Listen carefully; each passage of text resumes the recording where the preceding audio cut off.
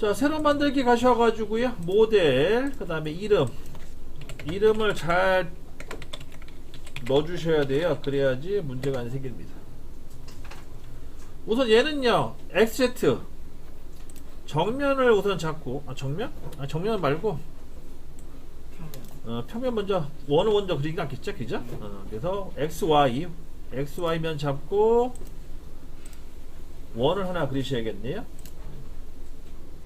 원은 뭐 다 알다시피 파이 30짜리 원 하나 그려주시면 되겠고, 그래서 얘를 이제 스케치 종료한다 돌출시키는 거죠. 얼마큼 돌출시키냐면 50mm만큼 돌출시켜 줍니다. 이렇게 해서 1차 이제 모델링이 완성이 된 거고요. 홈키 눌렀을 때 이렇게 나와야 돼요. 방향이 홈키.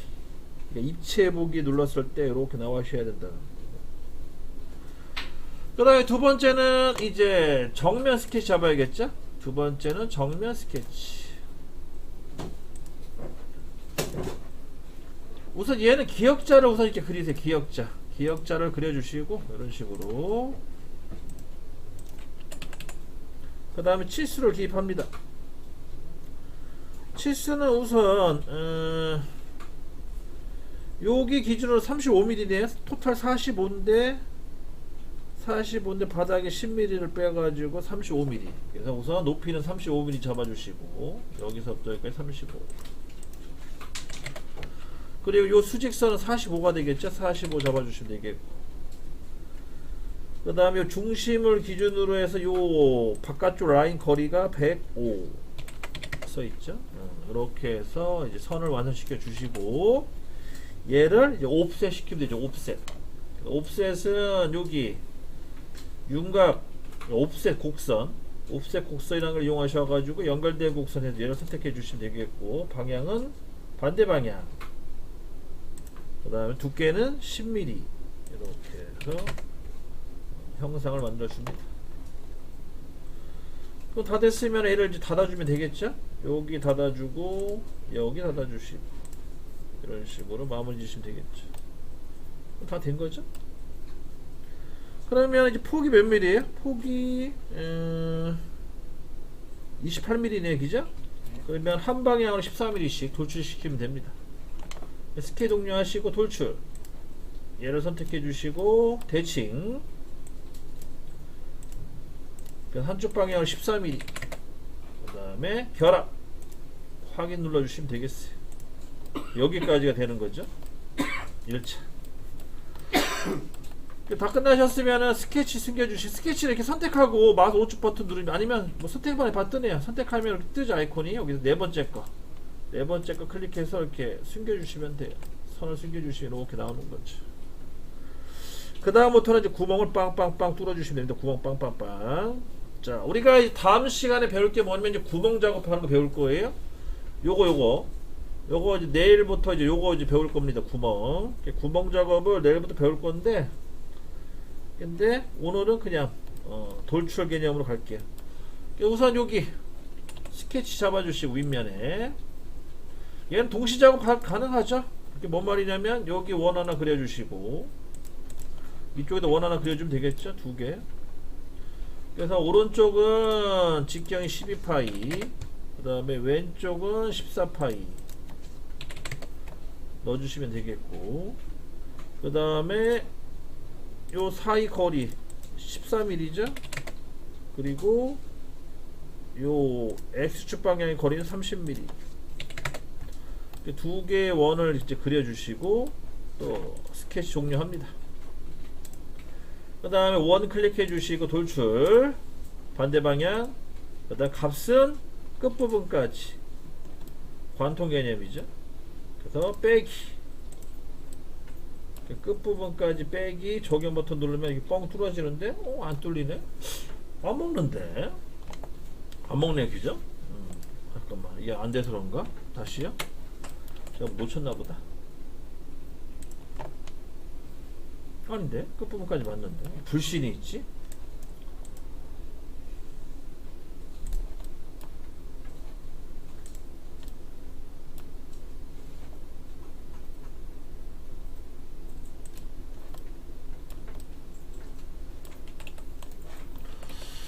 다음까지 하니까. 다음까지 잠깐만요. 이게 잠깐만요. 원래 되긴 돼야 되는데 다음까지도 아까 안 되는 경우가 있어가지고 안 되는 경우가 있어서요. 잠깐만 제가 뭘 잘못했는지 아니 뭘 놓친 건지 모르겠는데 자꾸 안 돼서. 그냥 60mm. 그러니까 안 되면 그냥 60mm 해야 되는데 그렇게 하셔도 상관은 없는데요. 근데 이게 원래 옵션 기능이 있거든요. 있는데 요게 또 방향이 또 있네. 그렇군요.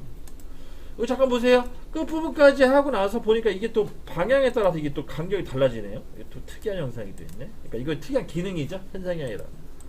요거는 이제 다 뚫릴 것 같아, 그죠? 이렇게. 그래서 방향을 반전 시켜가지고 요거를 좀 확인해 주세요. 그래서 끝부분까지 해서 확인. 구멍이 뚫렸습니다.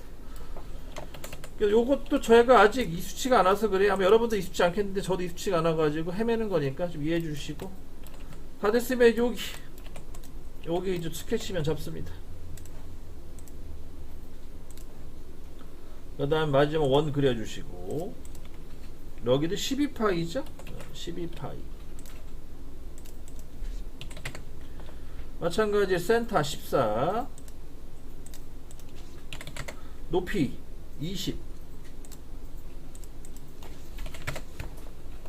다 됐죠? 다 됐으면은 닫기 눌러주시고 그 다음에 스케치 종료 그 다음에 마찬가지 또 돌출 원 클릭해 주시고 그 다음에 빼기죠? 얘도 반대 방향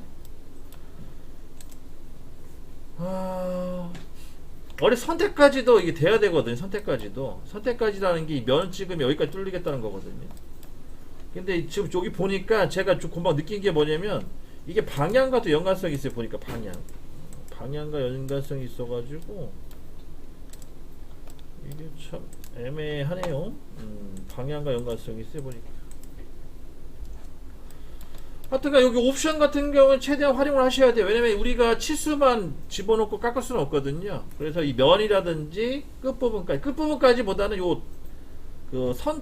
선택면 쓰는 걸 많이 해요. 그래서 우리가 이 옵션 쓰는 걸 좀 잘 이제 연습을 좀 해야 될 것 같아요. 요거는 제가 다시 한번 정리해서 알려드릴게요. 저도 이게 익숙치 않아가지고 헤매는 것 같은데 하여튼 면까지 여기 보시게 되면은 여기 선택까지라서 선택까지 요거를 많이 활용할 거다 앞으로. 이게 이제 어떤 특정 면을 찍어가지고 거기까지 파겠다는 거거든요. 요거를 좀 활용을 많이 해요. 참고로 알고 계시고요. 이렇게 해서 이제 또 마무리 작업을 짓고요. 그 다음에 이제 필렛 줘야 돼요. 필렛 R1 우리가 아까 R1까지 배웠잖아요. 그죠? 필렛 주시고 R1 하나 적용 그 다음에 이어서 R3은 여기 들어가죠.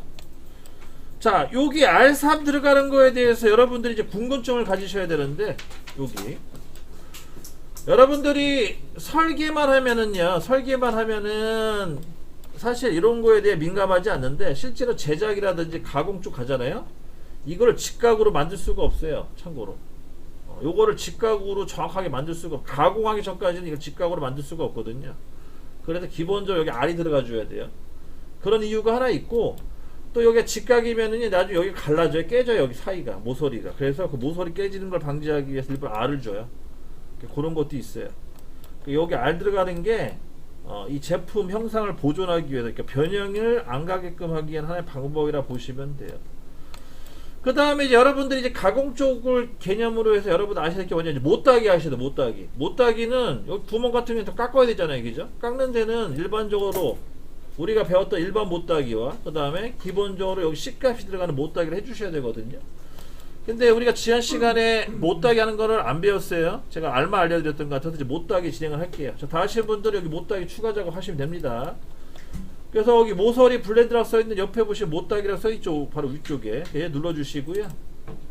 자, 못따기는요 R과 다르게 옵션이 좀 다양하게 있는데 여기 보시면 대칭이 일반적으로 쓰는 못따기고 그 다음에 비대칭은 가로 세로 방향을 달리 주겠다는 거예요. 이건 주로 테이프 형상이죠.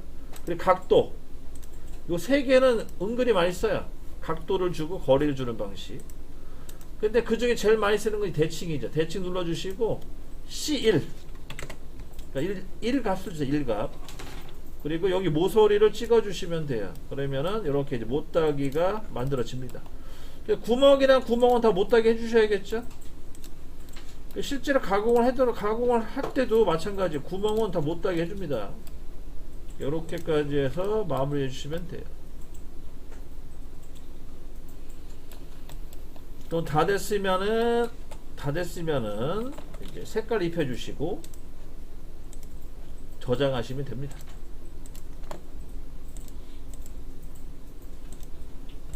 이렇게 해서 마무리 지시고 저장 컨트롤 S. 여기까지 우선 1차 해주세요. 자, 이렇게 해서 이제 모델링 작업이 끝나셨으면은 이제 파일에 새로 만들기 가셔가지고 여기 드로잉이 써 있는 거 있죠. 드로잉에 A3 해가지고 확인 눌러주시고요. 그 다음 닫기, 그 다음 요거 취소하세요. 취소. 그리고 기준 뷰 눌러가지고 사용할 모델 뷰는 앞쪽 누른 다음에 우선 정면도, 평면도, 우측면도 뽑아주시고 그 다음에 다시 기준뷰 눌러가지고 ESC 누르고 다시 기준뷰 눌러가지고 입체도, 그러니까 등각도를 다시 한번 뽑아주세요. 이렇게 총 4개가 나오게끔 진행해 주시고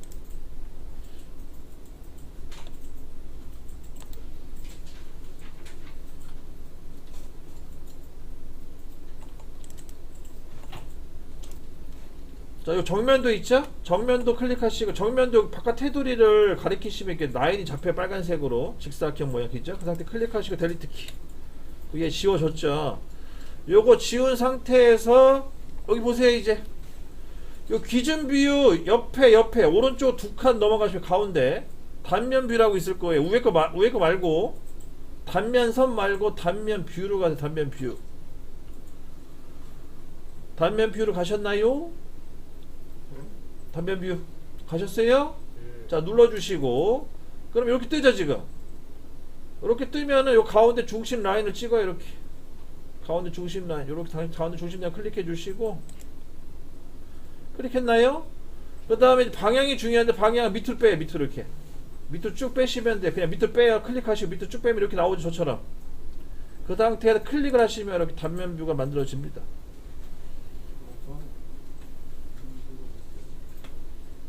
됐나요? 자, 다시 한번 할까요? 컨트롤 Z. 자, 다시 한번 합시다. 우선 요거 지우세요. 자, 지우는 거는 요 테두리를 클릭하시고 델리트 키. 그럼 지워집니다.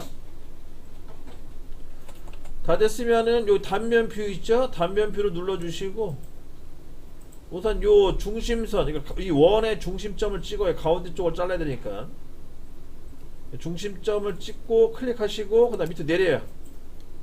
밑에 내리면 이렇게 수직 방향으로 이렇게 내린 상태에서 클릭을 하시면은 전체 단면도가 잘라져요. 여러분들 생각해보세요. 이거 캐드로 그리려면 이것도 귀찮겠죠. 일일이 다 그리려면.